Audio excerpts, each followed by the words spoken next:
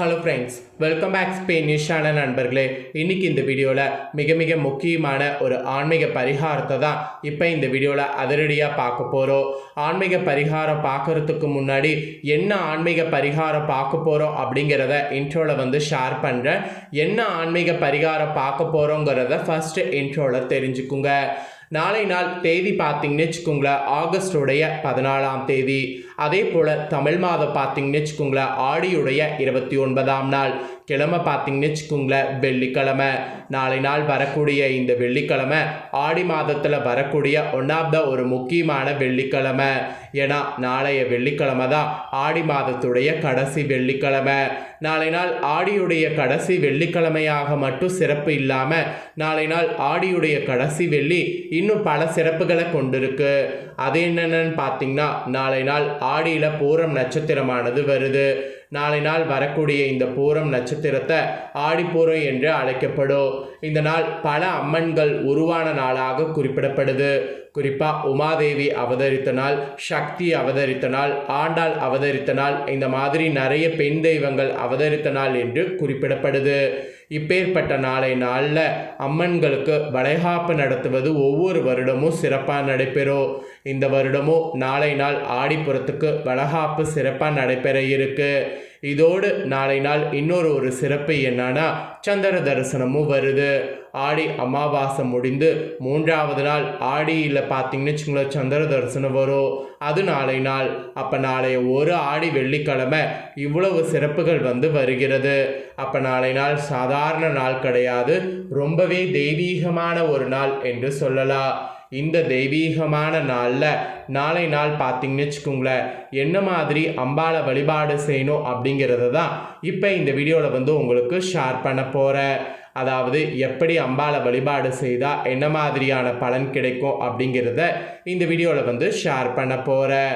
Actually ஆடியுடைய கடைசி வெள்ளியை நீங்கள் மிஸ் பண்ணக்கூடாதுங்கிற ஒரே காரணத்தினால தான் ஆடி வெள்ளியில் கடைசியாக என்னெல்லாம் பண்ணும் அப்படிங்கிறத இப்போ சொல்ல போகிறேன்.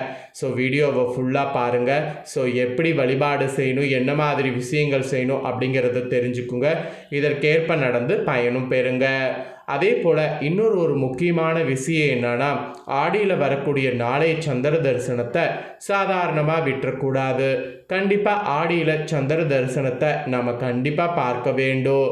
ஏன்னா ஆடி மாதமே ஒரு தெய்வீகமான மாதம். இந்த தெய்வீகமான மாதத்தில் தெய்வத்தை பார்க்கணுன்னா அது கண்டிப்பாக இந்த சந்திர தரிசனத்தை பார்த்தா முடியும். ஏன்னா இந்த சந்திரன் பார்த்தீங்கன்னு வச்சுக்கோங்களேன், தெய்வீக தரிசனம் என்று இப்போ வரைக்கும் சாஸ்திரத்தில் குறிப்பிடப்படுது. இது இந்து மதத்துக்கு மட்டும் கிடையாது, எல்லா மதத்தினருக்குமே பார்த்தீங்கன்னு வச்சுக்கோங்களேன், இந்த சந்திர தரிசனம் ஒரு முக்கிய தரிசனமாக குறிப்பிடப்படுது.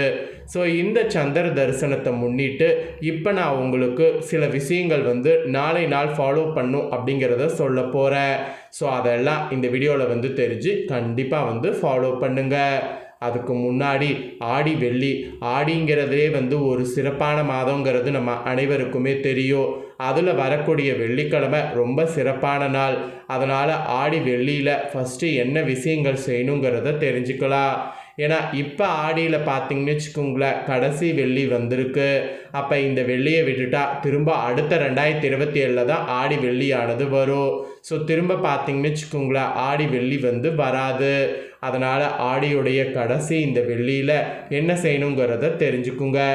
நீங்கள் கேட்கலாம், இனிமேல் வெள்ளிக்கிழமை வராதா அப்படின்ட்டு. வெள்ளிக்கிழமை எல்லா மாதமும் வரும். ஆனால் ஆடியில் வரக்கூடிய வெள்ளிக்கிழமைங்கிறது வருடத்தில் ஒரு 4 முறை மட்டும்தான் வரும். ஸோ அந்த 4 முறை வரக்கூடிய வெள்ளிக்கிழமையை மட்டும் ஸ்பெஷலாக நாம் வைத்துக்கணும். அதுலேயும் இந்த வருடம் ஆடியில் பார்த்தீங்கன்னு வச்சுக்கோங்களேன், 5 வெள்ளிக்கிழமை வந்திருக்கு. இது ரொம்பவே ஸ்பெஷலு. அதில் 5வது வார வெள்ளிக்கிழமை தான் நாளை நாள் வரக்கூடிய வெள்ளிக்கிழமை. ஸோ இப்பேற்பட்ட இந்த சிறப்புமிக்க ஆடி வெள்ளிக்கிழமை என்னென்ன வழிபாடு செய்யணும் அப்படிங்கிறத பார்க்கலாம். ஸோ என்னென்ன வழிபாடு செய்யணும் அப்படிங்கிறத தெளிவாக இந்த வீடியோவில் இப்போ நான் சொல்கிறத நோட் பண்ணி பயன்பெறுங்க. ஸோ நாளை நாள் பார்த்தீங்கன்னு வச்சுக்கோங்களேன், ஆடியுடைய கடைசி வெள்ளி சுமங்கலி பூஜை தாங்க வீட்டில் பண்ணணும். ஸோ ஆடியுடைய கடைசி வெள்ளி சுமங்கலி பூஜை பண்ணாமல் இருந்தீங்கன்னா கண்டிப்பாக அது உங்களுக்கு குடும்பத்துக்கு ஏதாவது ஒரு ஆபத்தை ஏற்படுத்தும். அதனால் குடும்பத்தில் ஆபத்து ஏற்படாமல் இருக்கணும்னா ஆடியுடைய கடைசி வெள்ளி நாளை நாள் சுமங்கலி பூஜை பண்ணணும். நிறைய பேர் சுமங்கலி பூஜை பண்ணுறதுனா ரொம்ப பெருசாக பண்ணும், அதுவும் இல்லாமல் அதுக்கு நிறைய செலவாகும் அப்படின்ட்டு நினைப்பீங்க. ஆனால் அந்த மாதிரிலாம் கிடையாதுங்க. ரொம்ப சிம்பிளாக ஈஸியாகவே நான் உங்களுக்கு சொல்லித்தரேன். அமௌண்ட்டும் இப்போ இருக்கக்கூடிய காலகட்டத்தில் உங்களுக்கு எவ்வளோ கம்மியான முறையில் வந்து பூஜை பண்ண முடியுமோ அந்த மாதிரி உங்களுக்கு சொல்லித்தரேன். அந்த மாதிரியே நாளை நாள் ட்ரை பண்ணுங்கள். ஃபஸ்ட்டு இந்த சுமங்கலி பூஜைக்கு தேவைப்படக்கூடிய பொருட்களை உங்களுக்கு சொல்லிடுறேன். அதை லிஸ்ட்டு போட்டு இன்றைக்கி வாங்கிடுங்க. வெத்தலை பாக்கு, அதுக்கப்புறம் பூவு, அதுக்கப்புறம் வாழைப்பழம், அதுக்கப்புறம் தேங்காய், அதுக்கப்புறம் ஜாக்கெட் பிட், அதுக்கப்புறம் கண்ணாடி வளையல், அதுக்கப்புறம் குங்குமம், அதுக்கப்புறம் மஞ்சள், அதுக்கப்புறம் ஒரு சின்ன பிளேட்டு. இதெல்லாம் தான் வந்து சுமங்கலி பூஜைக்கு தேவைப்படக்கூடிய பொருட்கள். இதை எல்லாமே வந்து இன்றைக்கி வாங்கிருங்க. ஸோ இப்போ சுமங்கலி பூஜையை நாளை நாள் காலையில் எப்படி ஸ்டார்ட் பண்ணும் அப்படிங்கிறத சொல்கிறேன். எப்படி ஸ்டார்ட் பண்ணும் அப்படிங்கிறத நோட் பண்ணிக்கோங்க. நாளைக்கு காலையில் எந்திரிச்ச உடனே ஃபஸ்ட்டு குளித்து முடிச்சிருங்க. அதுக்கப்புறம் வீடு வாசல் பூஜரை எல்லாமே க்ளீன் பண்ணிடுங்க. ஆல்ரெடி க்ளீனாக இருந்தால் ஓகே, க்ளீனாக இல்லைனா உடனே க்ளீன் பண்ணுங்கள். அதுக்கப்புறமேட்டு பூஜைக்கு தேவையான ஏற்பாடுகளை செய்ய ஆரம்பிங்க. பூஜை சரியாக மாலை 6 மணிக்கு மேலே ஆரம்பிக்கணும், 7 மணிக்குள்ளே முடித்துடணும்.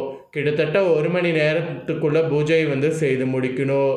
பூஜை செய்யக்கூடிய இடத்துல சுத்தமான தண்ணீர் வந்து தெளித்து அந்த தண்ணீரை வந்து நல்லா துடைத்து அதுக்கு மேலே வந்து ஒரு மணப்பலகை போட்டு அதுக்கு மேலே ஒரு தட்டு வைத்து அதில் பச்சரிசியை நிரப்பி அதில் வந்து கலசம் ரெடி பண்ணி வைங்க.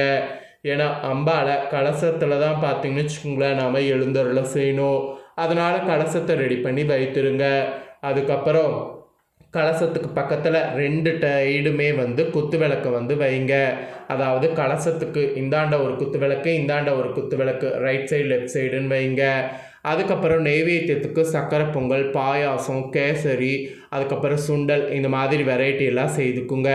அப்புறம் நீங்கள் வாங்கின ஜாக்கெட் பெக்கிட்டு அந்த இதெல்லாம் வந்து தனித்தனி பிளேட்டில் எடுத்து வைங்க. அதாவது 5, 7, 9, 3 இந்த மாதிரி ஒற்றைப்படையில் வந்து ரெடி பண்ணதை வைத்துக்குங்க. சுமங்கலி பூஜைக்கு நிறைய சுமங்கலி பெண்கள் வீட்டுக்கு அழைத்திங்கன்னா எல்லாருக்குமே கொடுக்கணும். அதனால் உங்களோட சக்திக்கேற்ப சுமங்கலி பெண்களை வீட்டுக்கு அழைத்துக்குங்க. ஸோ வந்த சுமங்கலி பெண்களுக்கு மஞ்சள் குங்குமம் கொடுத்து வீட்டில் பூஜை செய்த அந்த பிரசாதத்தை எடுத்து அவங்களுக்கு கொடுத்து அவங்க கையில் நீங்கள் ஆசீர்வாதம் வந்து வாங்கிக்கோங்க. ஸோ இந்தாங்க சுமங்கலி பூஜை. இந்த சிம்பிள் விஷயத்தை நீங்கள் பண்ணாவே உங்களுக்கு அவ்வளோ ஒரு புண்ணியம் கிடைக்கும். இதை ட்ரை பண்ணி பாருங்களேன். அதுக்கப்புறம் உங்களுக்கு மாற்றம் ஏற்படுவதை நீங்களே வந்து கண்கூடாக பார்ப்பீங்க. இதை உங்கள் ஃப்ரெண்ட்ஸ் ஃபேமிலிக்கும் லைக் பண்ணி ஷேர் பண்ணுங்கள். அவங்களும் பார்த்து பயன் பெறட்டும். இதே போல் புதிய தகவல்களை தெரிந்து கொள்ள சேனலை சப்ஸ்கிரைப் பண்ணுங்கள், கூட பெல் பண்ண ப்ரெஸ் பண்ணுங்கள். அதை பண்ணிட்டீங்கன்னா இனி நான் போகிற மாற்ற அப்டேட்டான எல்லா வீடியோஸும் உடனுக்குடனே தெரிந்து கொள்ளலாம். ஸோ மறக்காமல் பண்ணுங்கள். சுவாரஸ்யமாக வேறு ஒரு வீடியோவில் உங்களை சந்திக்கிறேன். நன்றி, வணக்கம்.